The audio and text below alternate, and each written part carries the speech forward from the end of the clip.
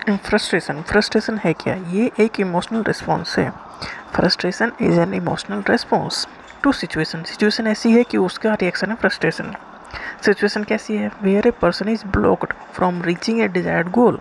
मतलब हम कहीं कुछ करना चाहते हैं, कुछ पाना चाहते हैं और वो हम नहीं कर पा रहे हैं एफर्ट लगाने के बाद भी, तो एक ब्लॉकेज हो गया ये। तो जब हम उस काम को करना चाह के भी नहीं कर पा रहे हैं तो होगी frustration. Frustration is the feeling of being upset, angry, discouraged और अनॉयड। फ्रस्ट्रेशन में होता क्या है? हम अपसेट फील करते हैं, एंग्री फील करते हैं, डिस्करेज फील करते हैं as a result of being unable to do, change, complete और अचीव समथिंग। मतलब हम कुछ कर नहीं पा रहे हैं तो ये हमें फ्रस्ट्रेट कर देती है ये कंडीशन, ये situation.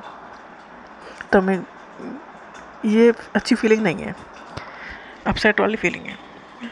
Frustration is an emotional response to stress. Frustration होगा स्ट्रेस, मतलब हम कुछ नहीं कर पा रहे तो हमें स्ट्रेस होगा, स्ट्रेस का रिजल्ट होगा frustration, which leaves one feeling hopeless, inactive and helpless. जब हम स्ट्रेस में होंगे, फ्रस्ट्रेट होंगे तो हम ऐसा लगेगा हम कुछ कर ही नहीं पा रहे हैं, हेल्पलेस फील करेंगे, इनएक्टिव फील करेंगे, होपलेस फील करेंगे, मतलब कोई हमें उम्मीद ही नज़र नहीं आएगी। गिलमर ने फ्रस्ट्रेशन को क्या क्या कहा? When there is some inference with our goals, directed behaviour. Goals को अचीव करने के लिए हम जो काम कर रहे हैं, द रिजल्ट इज फ्रस्ट्रेशन। उसमें अगर कोई रुकावट आएगी तो उसके फ्रस्ट्रेशन होगी। हमारा बिहेवियर है, हम कुछ करना चाह रहे हैं, गोल डायरेक्टेड बिहेवियर है, मतलब हम गोल को अचीव करने के लिए जो काम कर रहे हैं उस काम में जो रुकावट आएगी उसकी वजह से हमें फ्रस्ट्रेशन होगी।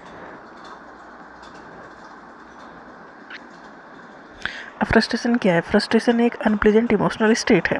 मतलब फ्रस्ट्रेशन इमोशनल स्टेट तो है ही है और इसमें कुछ भी खुशी की बात तो है नहीं, ये अनप्लेजेंट है। इसमें होगा inability to achieve a desired goal. Frustration में क्या होता है? हम गोल को अचीव करना चाह रहे हैं बट कर नहीं पा रहे हैं एफर्ट लगाने के बाद भी। Frustration involve negative emotion. Frustration negative emotion तो है ही है, जैसे कि एंगर है, हेल्पलेसनेस है, डिसअपॉइंटमेंट है, ये सारे नेगेटिव इमोशन है, मतलब जो हमें दुख दें वो नेगेटिव इमोशन है। और फ्रस्ट्रेशन में ये सारी चीज़ें होती हैं।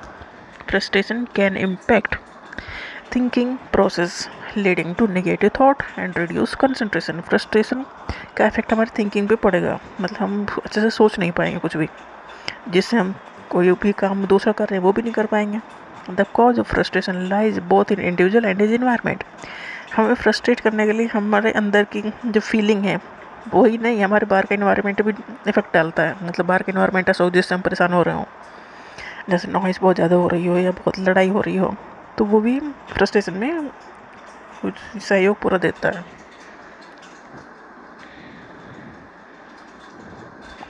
सोर्स क्या है फ्रस्ट्रेशन की? फिजिकल और मेंटल हेल्थ इशू जो इम्पेक्ट करेंगे परफॉर्मेंस को हमारे को, मतलब हम जो काम कर रहे हैं उस अगर हम बीमार हैं तो डेफिनेटली हम नहीं कर पाएंगे, हम इमोशनली अगर परेशान हैं तो नहीं कर पाएंगे।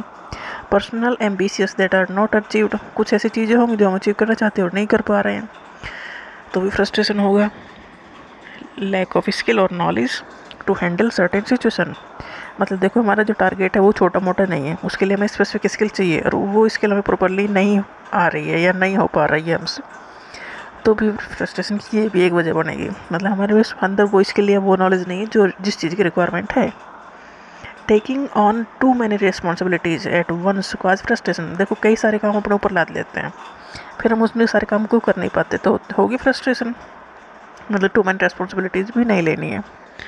Lack of money and time और अदर्स नेसेसरी सोर्स, हमारे पास पैसा पूरा ना हो या टाइम ना हो उस काम को करने के लिए तो भी फ्रस्ट्रेशन हो जाएगा।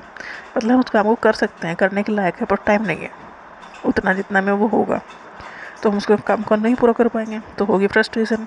Inability to express oneself clearly और बी अंडरस्टूड बाय अदर्स, मतलब दूसरे हमारी बात को नहीं समझ पा रहे हैं तो हम परेशान हो जाएंगे कि हमने समझाया कैसे कि हम क्या कर रहे हैं।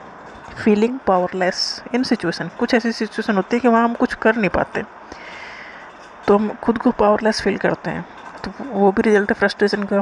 लैक ऑफ क्लियर डायरेक्शन, हमें काम करने के लिए क्लियर कट डायरेक्शन नहीं मिल रही है कि हम करें तो करें क्या, काम करना भी है होगा जब जब करेंगे, करने के लिए सही नहीं मिल रहा है कि क्या पहले क्या करें, शुरुआत कहाँ से हो, तो लैक ऑफ क्लियर डायरेक्शन भी सोर्स है फ्रस्ट्रेशन का।